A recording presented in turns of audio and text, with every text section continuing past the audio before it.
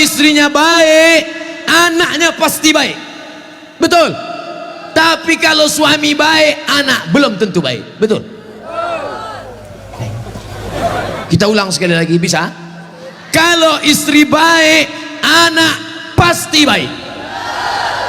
Tapi kalau suami baik, anak belum tentu baik. Mana contohnya? Nabi Nuh alaihi salam. Nabi Nuh itu baik apa enggak baik?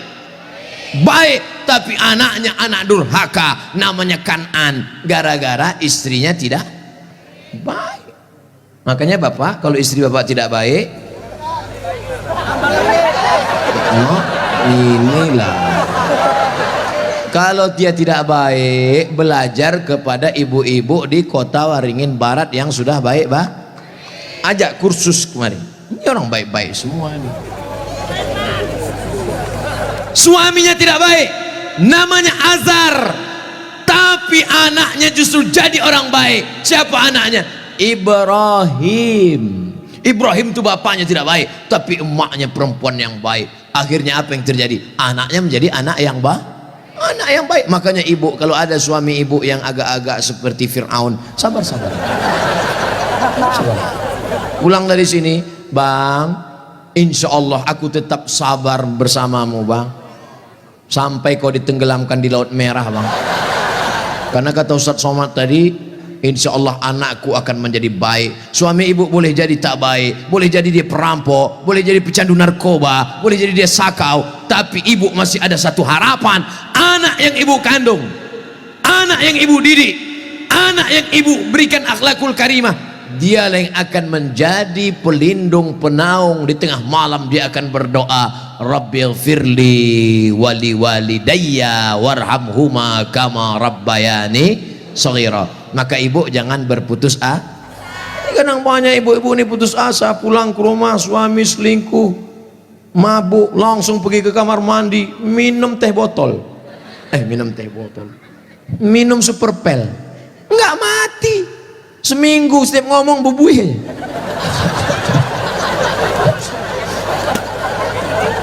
Ibu harus tegar, ibu harus kuat, ibu ada harapan. Harapan ibu siapa? Anakku akan jadi polisi, amin. Anakku akan jadi tentara, amin. Ibu sekolahkan saja anak ibu sesuai bakatnya. Perhatikan anak ini bakat. Anak saya suka main layang-layang, berarti jadi pilot helikopter. Anakku suka mandi hujan, angkatan laut. Anakku suka ngembus-ngembus semprit, dua kemungkinan, bisa jadi polisi razia, bisa jadi wasit sepak bola. Yang parkir jangan.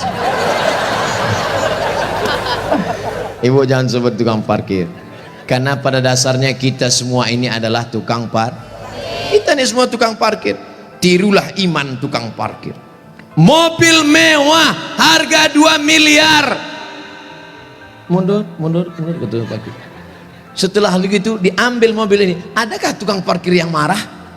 Gak ada. Ada nggak tukang parkir ngamuk-ngamuk? Kenapa mobil ini diambil? Saya sudah menjaganya 2 jam. Gak ada. Kalaupun ada berarti gila. Kita itu juga di dunia ini sama seperti iman tukang parkir. Mobil itu titipan, rumah itu titipan, anak itu titipan, kebun itu titipan. Kita hanya menjaganya di dunia, dan setelah itu kita akan mati. Ada yang punya kita? Tidak. Makanya bapak, berapa banyak bapak ketika istrinya meninggal, dia nggak ada nangis. Pas ditanya, bapak nggak nangis? Titipan Pak Ustadz. Ustadz ini ceramah nggak enak, pas giliran mati istri aja. Oke, sekarang kita balik. Berapa banyak ibu-ibu yang imannya sudah mantap, dia menganggap ini semua titipan, hilang tidak apa-apa, meninggal suaminya, dia tegar. Ibu nggak nangis, titipan Pak. Tapi ada satu ibu menangis, papa, jangan kau tinggalkan mama sendiri, Pak. Pas ditanya sama tetangga, ibu nangis kenapa? Warisan dikit. Tapi itu tidak ada di Kobar, jauh di sana, jauh di pinggiran-pinggiran Pangkalan Bun. Yang di sini semuanya baik-baik, betul? Ibu menerima mereka bukan karena hartanya, tapi karena mereka mampu membimbing ibu dan anak-anak mencari ridho Allah Subhanahu wa taala. Ibu yang malam ini datang menggendong anak, ibu yang malam ini datang menyusukan anak, insya Allah anak itu yang nanti akan menjadi pemimpin bangsa di masa ini. Makanya ibu sabar-sabar. Berapa kali ibu diusir dari majelis karena anaknya menangis, betul? Mau akad nikah, aku nikahkan engkau dengan anakku dengan mahar seperangkat alat sholat.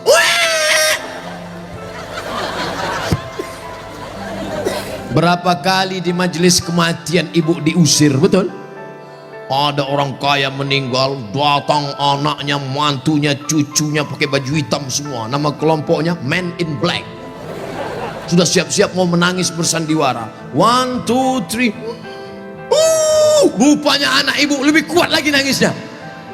Akhirnya tuan rumah marah, pergi pulang bawa anak. Berapa banyak ibu yang malu di depan orang banyak karena anaknya ingin naik mobil tetangga yang lebih mewah, lebih mahal. Tapi hari ini kesedihan ibu terbayar karena anak ibu adalah anak-anak yang soleh. Siapa yang lebih berbahagia, ibu apa bapak? Kan ibu bisa ngandung karena mereka kan.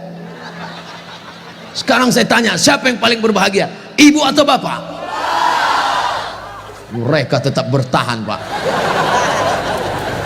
Bapak Ibu yang dimuliakan Allah Subhanahu wa taala, siap menjaga persatuan? Jaga persatuan, karena negeri yang kita bangun dengan indah ini akan jadi hancur berkeping kalau tidak ada persatuan dan kesatuan, betul? Maka persatuan ini sama seperti tiang gawang. Kok Ustaz tiba-tiba ingat tiang gawang? Itu tiang gawang, itu tiang gawang. Ibu jaga gawang, jangan sampai kebobolan. Bapak striker, penyerang. Papa silakan kau pergi sejauh mata memandang, tapi di hari petang kau harus membawa uang. Untuk apa? Untuk anak-anak kita, supaya dia tidak makan riba, makan haram. Striker tidak pernah diejek oleh kiper. Kiper tidak pernah marah-marah. Apa kata kiper? Hei striker, kok enak aja di sana, tolong gantian kau jaga sini. Tidak ada, karena mereka sudah siap bagi-bagi itu, bagi tugas. Ceramah di tanah lapang, Ustaz Somad. Ceramah di stadion, Ustaz Somad. Ceramah di TV, Ustaz Somad. Ceramah di YouTube, Ustaz Somad. Tapi yang ngajar di pesantren, yang ngajar di ma'had, yang ngajar di sekolah, para habaib dan ulama, kami udah bagi-bagi tugas. Makanya Habib ulama nggak pernah ngaji. Apa itu Somad itu? Ceramahnya di lapangan aja. Apa itu Abu Somad itu? Ceramahi ibu-ibu aja. Ustaz gatal. Kan kita udah bagi-bagi tadi. Makanya nonton jangan sepotong-sepotong. Kesana 45 menit, kesini 45 menit, belum, sebentar lagi habis. Masya Allah, tabarakallah, masih lama rupanya. Saudara yang dimuliakan Allah Subhanahu wa taala, di tempat laki-laki Abdul Somad bicara 3 bersama, jaga persatuan kesatuan. Yang kedua, ramaikan masjid dengan sholat berjamaah. Yang ketiga, makmurkan masjid dengan belajar agama, fikih, hadis, tafsir. Siap mengamalkan yang 3? Yang perempuan, yang pertama, ibu jangan sedih, ibu jangan depresi, hadapi masa depan. Didik anak-anak menjadi anak-anak yang soleh dan solehah. Ada pondok pesantren di Kobar. Tamat SD. Sebelum SD jangan sedih, kasihan. Ingusnya 12. Kalau 11 itu biasa, bengkok. Belum sampai hati. Ustaz Somad dulu pesantren, saya masuk pesantren tamat SMP, kegedean. Yang paling bagus taman SD, masuk pesantren. Siap memasukkan anak ke pesantren taman SD? Janji? Ibu ingat, ibu punya uang banyak, belikan dia gadget, belikan dia motor, belikan dia mobil. Dia kaya, dia banyak uang, dia ganteng, dia cantik, tapi dia sakau, gemetar, sakit, gak ada gunanya. Makanya benteng terakhir menjaga anak-anak kita adalah pondok pesantren.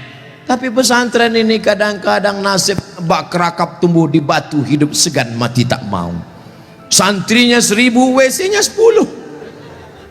Ngantrilah santri-santri, wajahnya biru, menahan serangan.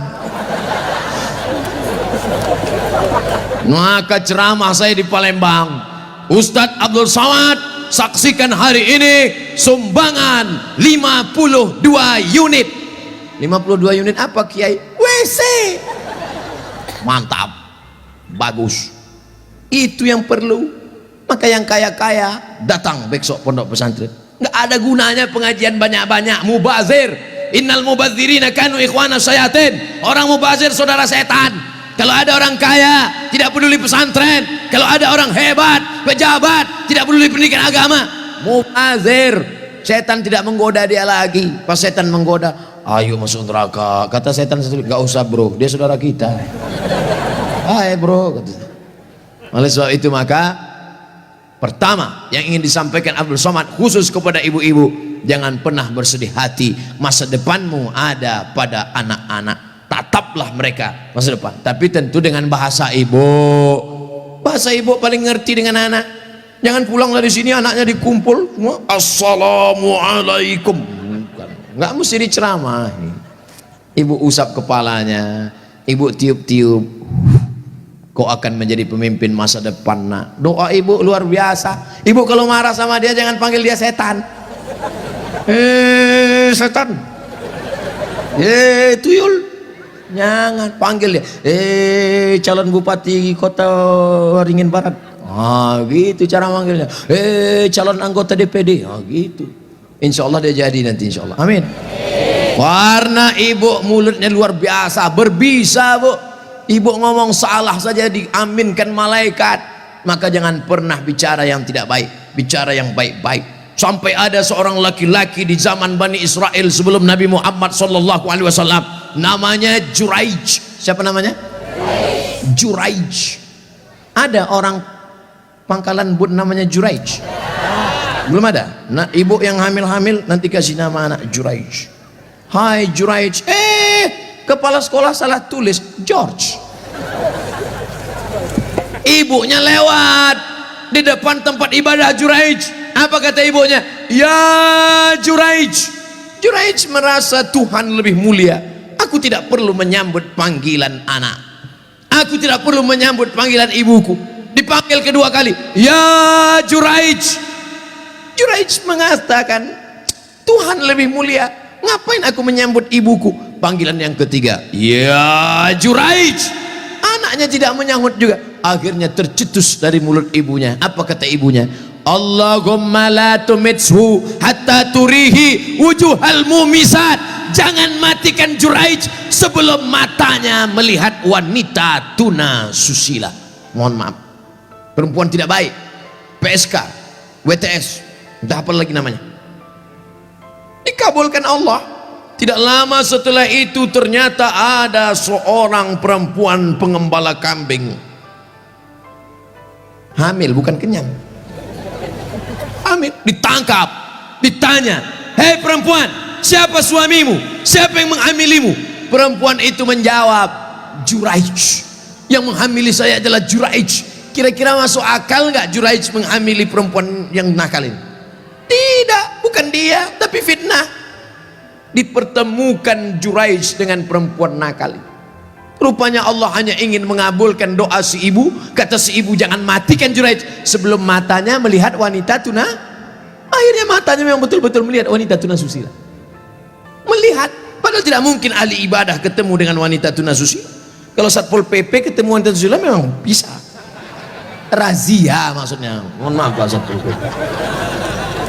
Ini Juraij, orang soleh, akhirnya ketemu, mengaku, siapa yang menghamilmu? Ini Juraij. Ditangkap Juraij, difitnah Juraij. Ternyata kau jahat Juraij, kerjamu ibadah, rupanya pekerjaanmu di balik ini semua menodai pengembala kambing. Dihancurkan tempat ibadahnya, hancur berkeping. Kata Juraij, jangan bunuh aku sebelum anak ini lahir. Setelah anak itu lahir, ditusuk Juraij pakai pusar, pakai telunjuknya, tusuk. Juraij bertanya kepada anak yang baru lahir itu, who is your father? Itu bahasa Pangkalan Bun. Siapa bapakmu? Anak itu menjawab, ra'il ghanam, koboi. Bapak saya adalah pengembala kambing.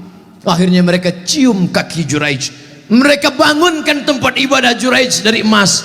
Juraij tersenyum. Ini skenario Allah hanya ingin menunjukkan betapa makbulnya doa seorang. Kira-kira ibu bisa nggak menceritakan itu ke anak cucu ibu nanti? Nggak usah dihafal, hidupkan aja MP3-nya. Cari nanti Abdul Somad Pangkalan Bun, Abdul Somad official, subscribe, like and share. Anakku, kau jangan melawan ibu nak, karena kalau ku katakan kau jadi katak, kau langsung jadi hantu. Nih ceramah Ustadz Somad tadi malam, dengar baik-baik. Gimana? Iya mah. Itu, insya Allah ibu anaknya semua baik-baik ya. Yang lalu-lalu apa boleh buat tai kambing bulat-bulat. Nasi sudah jadi tai ayam.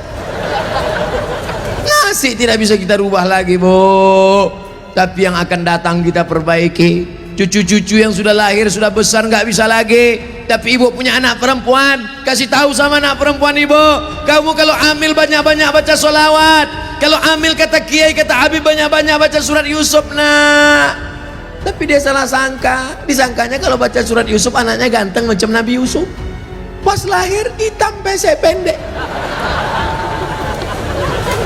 Wah kiai, Habib, kenapa anak saya begini? Kiai sama Habib nggak marah, mereka nggak pernah marah. Kenapa anak saya begini? Saya susah baca surat Yusuf. Kenapa anak saya nggak ganteng seperti Nabi Yusuf? Sama suami ente mana?